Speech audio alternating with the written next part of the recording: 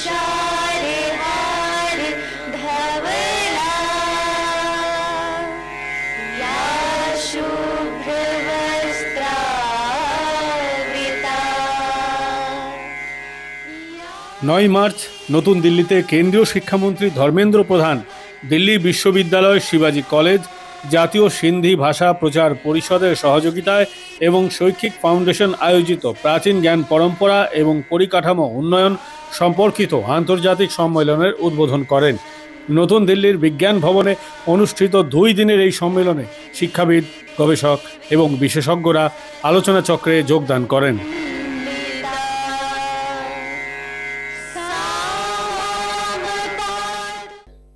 लेकिन थोड़ा असहमत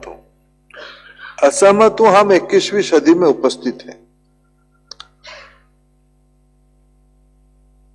अंग्रेजों ने, न केवल अंग्रेजों ने, भारत को लगभग 1000 साल तक जिन आक्रांताओं की कसम उठाना पड़ा, सबने हमारे संसाधनों को लूटा, हमारे समाज जीवन को भरपूर ध्वस्त विध्वस्त करने का काम किया। ये सारे में अति सूक्ष्मता के साथ अगर किसी पे ज्यादा उन्होंने चोट पहुंचाई है तो हमारी ज्ञान परंपरा पे ही चोट पहुंचाई है। उन्होंने ढूंढने का रास्ता निकाला कि ये कैसे एक रूढ़िवादी व्यवस्था है, अवैज्ञानिक प्रणाली है। कुछ लोग तो ये भी वर्णन करते हैं कुछ था ही नहीं, हम ही लोग आके इसकी एक रूप दिया है।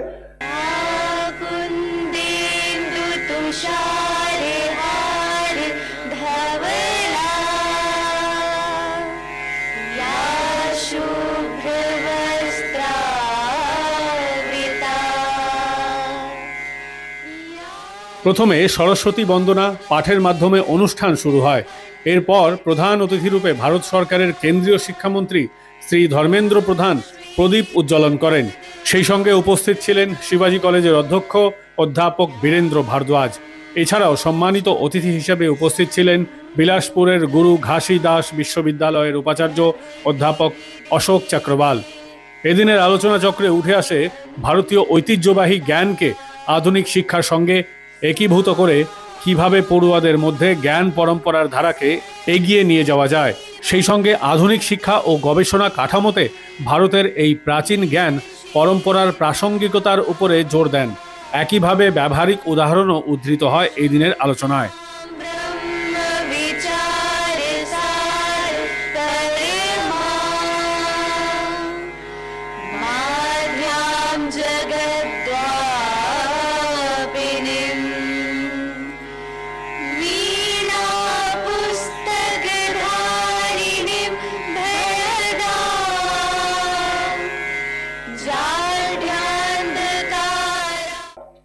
विश्व की पर्यावरण आधारित धारक क्षमता, विश्व ही नहीं रहेगा तो मनुष्य कहां रहेगा, ब्रह्मांड नहीं रहेगा तो हमारी ब्रह्म कहां रहेगा, इसकी चुनौती आज विश्व भर में है। कुछ लोग उसको मानेंगे, कुछ लोग नहीं मानेंगे, उसके भी तर्क कर रहे हैं। लेकिन ये सारा विषय को हमने कभी कैसे सोचा था? हमारी वेदों में, हमारी उपनिषद में, हमारी पुरातन ग्रंथों में, अगर हम अभी विज्ञान में, मैं विज्ञान का विद्यार्थी नहीं हूं, लेकिन मेरे जितना समझ अध्ययन करके विज्ञान के बारे में बना है, विज्ञान ढूंढते ढूंढते ढूंढते ढूंढते जाके कहां पहुंचा है? ऑप्शन अभी पहुंचे हैं गॉड पार्टिकल तक, शून्य तक, इंफिनिटी तक, निराकार तक। ये सारे तत्व तो हमारे गांव की गाय चलाने वाला व्यक्ति भी तो कह सकता है। ये इतना रिच तत्व जिसको वेस्टर्न साइंस ने एक कंसेप्ट के नाते अभी लेके आया है, गॉड पार्टिकल तक पहुंचा है।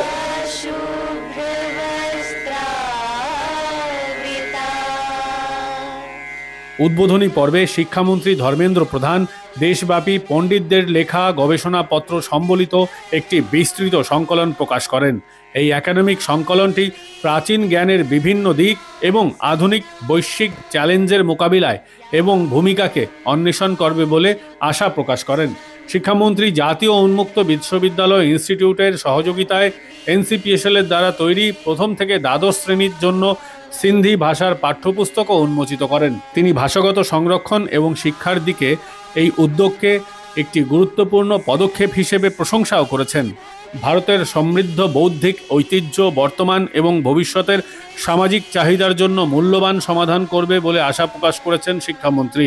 ঐতিহ্যবাহী প্রাচীন জ্ঞান পরম্পরাকে সংরক্ষণ এবং প্রচারে আঞ্চলিক ভাষার ভূমিকার উপর জোর দিয়ে তিনি বলেন, প্রতিটি আঞ্চলিক ভাষাই এক একটি রাষ্ট্রীয় ভাষা এবং প্রতিটি ভাষাই দেশব্যাপী ভারতীয় জ্ঞান পরম্পরাকে গ্রহণ এবং বিনিময়ের জন্য একটু সেতু হিসেবে কাজ করবে।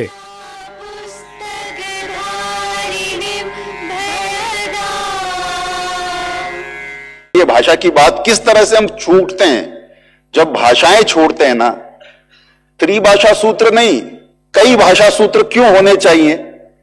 क्योंकि हमको अपने एकत्व की अनुभूति, भारत एक राष्ट्र है इतनी विविधताओं के बाद, तो जब आप भाषा से कटते हैं किसी भी क्षेत्र की भाषा से, तो भारत के एकत्व के सूत्र में कुछ टूटन आती है। सस्टेनेबल डेवलपमेंट अंग्रेजी से निकला हुआ शब्द है, और ये चिंताएं कब आई सस्टेनेबल डेवलपमेंट की, कि जब मनुष्य सर्वश्रेष्ठ रचना था, इसलिए प्रकृति तुम्हारे शोषण के लिए बनाई है, इसलिए इसका उपभोग करो जम के, और फिर बाद में जब संतुलन गड़बड़ाया तो फिर आया कि अगली पीढ़ी को क्या देंगे, तो सस्टेनेबल डेवलपमेंट की चिंताएं 50, 60, 70 साल पहले शुरू हुई। শৈক্ষিক ফাউন্ডেশন এবং ABRSM এর রাষ্ট্রীয় সভাপতি অধ্যাপক নারায়ণ লাল গুপ্ত সম্মেলনের উদ্দেশ্য এবং আজকের দিনের প্রেক্ষাপট এই ধরনের একাডেমিক আলোচনার গুরুত্বকে তুলে ধরেন। তিনি ভারতের বৌদ্ধিক ঐতিহ্যের উপর ভিত্তি করে একটি সুগঠিত উজ্জ্বল ভবিষ্যৎ গড়ে তোলার জন্য প্রাচীন মৌলিক জ্ঞানকে মূলধারার একাডেমিকের ক্ষেত্রে কিভাবে একীভূত করার প্রয়োজনীয়তার উপরে জোর দেন। এই সম্মেলনে দেশব্যাপী বিভিন্ন প্রতিষ্ঠানের উপাচার্য, অধ্যাপক, শিক্ষাবিদ এবং শিক্ষক সহ 672 জনেরও বেশি প্রতিনিধি অংশগ্রহণ করেছিলেন। গবেষণা ও উদ্ভাবনের জন্য বহুমুখী পদ্ধতির প্রয়োজনীয়তা এবং বিশ্বশিক্ষায় ভারতকে শীর্ষস্থানীয় করে তোলার উপর এদিন আলোচনা করা হয়। ব্যুরো নিউজ মাধ্যম। सरस्वते नमः। ओम श्री